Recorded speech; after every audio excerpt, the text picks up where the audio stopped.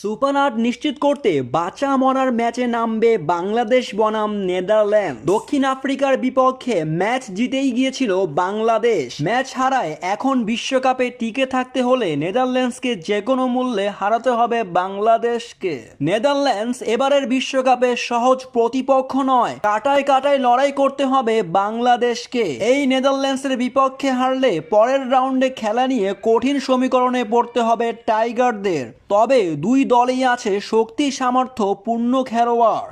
বিশ্বকাপে বাংলাদেশ নেদারল্যান্ডস মুখোমুখি হয়েছে 4বার, যেখানে 3বারই জয় পেয়েছে টাইগার বাহিনী। নেদারল্যান্ডস দল আগের তুলনায় অনেক শক্তিশালী দলে পরিণত হয়েছে। তাদের হারাতে হলে সর্বোচ্চ দিয়ে খেলতে হবে বাংলাদেশকে। তবে এই ম্যাচ দিয়ে জ্যোতিষী বিড়াল ফলাফল ফাঁস করলো, যেখানে ফলাফল জানা যাবে খেলা শেষ হলে। কিন্তু বিড়ালটির দুই পাশে দুই দেশের পতাকা রাখলে বিড়ালটি বাংলাদেশকে বিজয়ী ঘোষণা করে।